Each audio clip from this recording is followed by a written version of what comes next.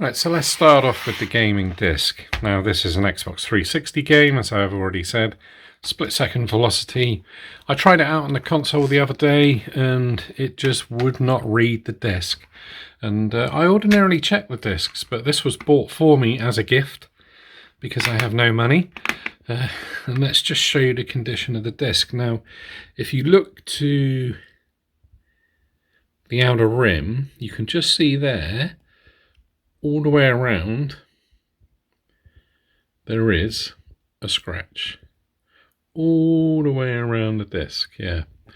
So, the plan is to use some probably household products that you've got.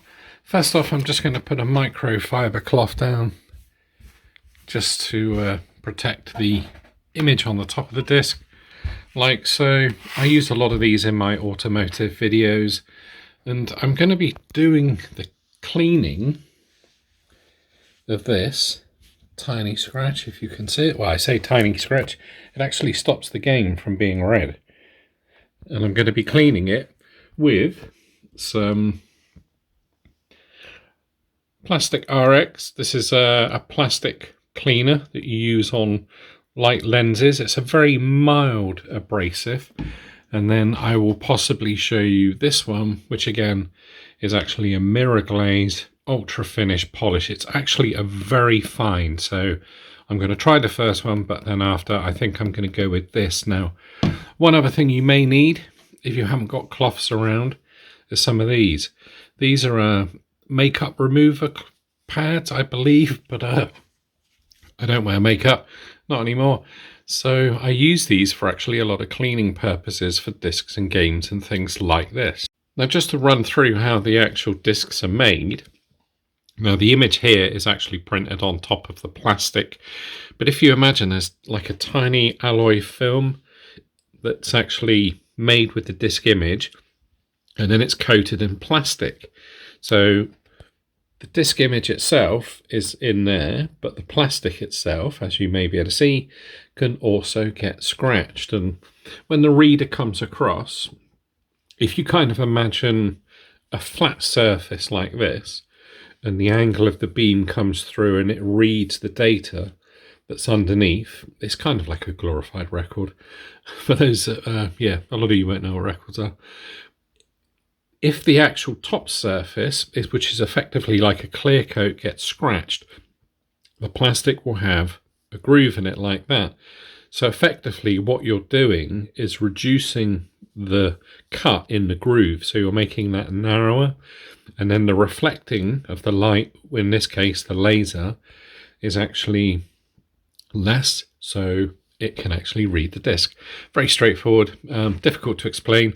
Perhaps I should do some diagrams, but the idea is I'm just going to show you using some of these. Give it a shake, and I'm just going to put, now some people will do little spots dotted around the disc like this. I'm just going to do a couple of wee little spots like that, and then I'm actually going to work it in now. I'm going to use my finger, but I would recommend that you probably use a cloth like I've got. But I'm just going to kind of distribute this around a little bit, mainly where the scratch is, because you don't really want to be rubbing where there's no actual chemical on it. Right, so I'm going to clean my finger on the cloth. Now obviously take your little pad here, and as I say, I believe these are makeup removing pads. I could be wrong. I just think they're really handy things to have, and they're like £1 for a massive pack. But then what you're going to do is obviously do this in a circular motion around the disc. So let's cut away to some B-roll of me doing that for you.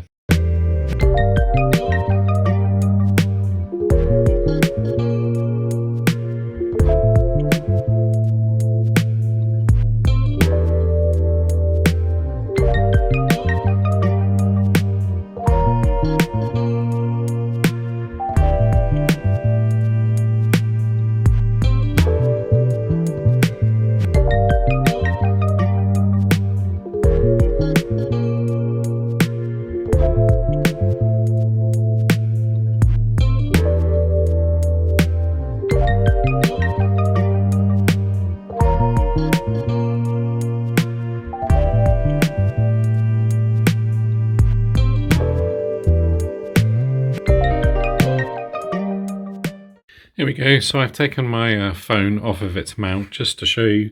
Now, although you will still probably see, if I can pick it up, an ever so tiny line on some of it, the majority, when there's not dust on the disc, the majority of it is gone. So the proof will be in the pudding, and I'm going to boot up the console, stick the disc in and give it a go. So here we go, I'm at my desk. I've got my capture software running so you can actually see what I do. Let's open the tray, put the disc in. As you can see, it does have a tiny scratch on it still. Let's close the disc and wait and see if it boots up, which I'm sure it's going to, because the disc is pretty clean, like I say, and even the scratch is less.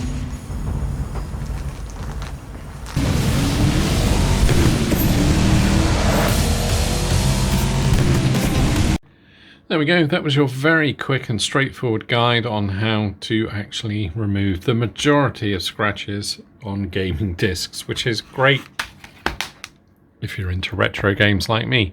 If you enjoyed the video, leave it a like, and if you want to see more content like this, don't forget to click on the subscribe. See you next time.